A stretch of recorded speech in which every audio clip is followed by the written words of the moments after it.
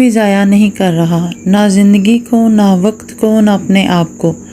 میں اگر امامہ ہاشم کو یاد رکھے ہوئے ہوں تو صرف اس لیے کیونکہ میں اسے بھلا نہیں سکتا، یہ میرے بس میں نہیں ہے۔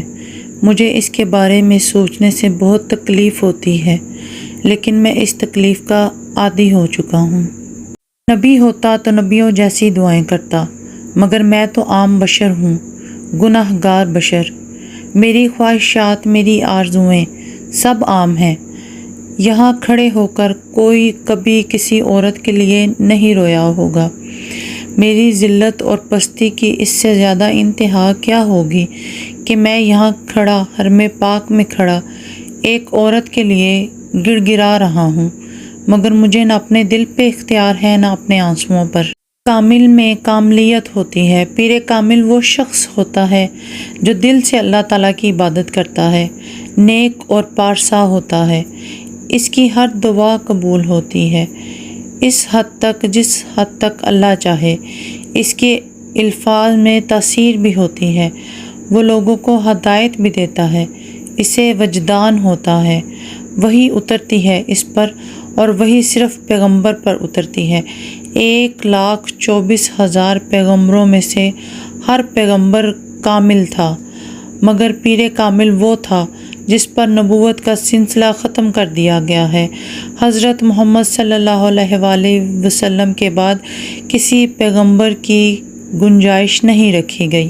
سالار، تمہیں یقین تھا کہ میں تمہاری مدد کروں گا؟ امامہ، نہیں، میں نے صرف ایک رسک لیا تھا۔ یقین کیسے ہو سکتا تھا مجھے کہ تم میری مدد کرو گے؟ میں نے تمہیں بتایا نا، میرے پاس تمہارے علاوہ کوئی آپشن نہیں تھی۔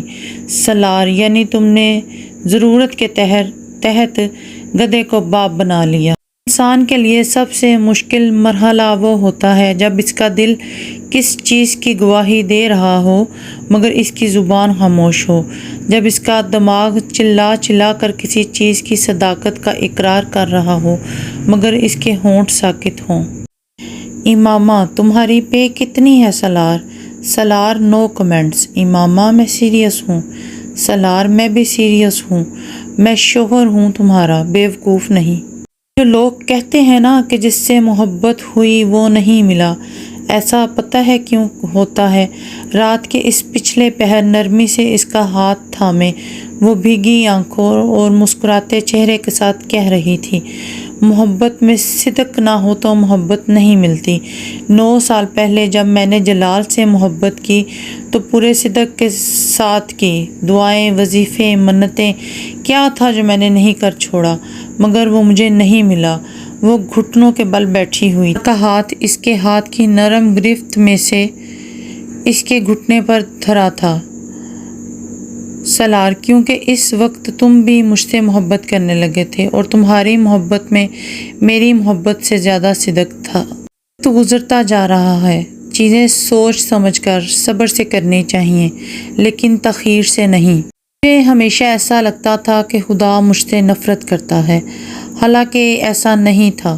خدا تو ہر ایک سے محبت کرتا ہے، اسی لیے تو اس نے مجھے آزمائشوں میں ڈالا، اور وہ اپنے انہی بندوں کو آزمائشوں میں ڈالتا ہے جن سے وہ محبت کرتا ہے۔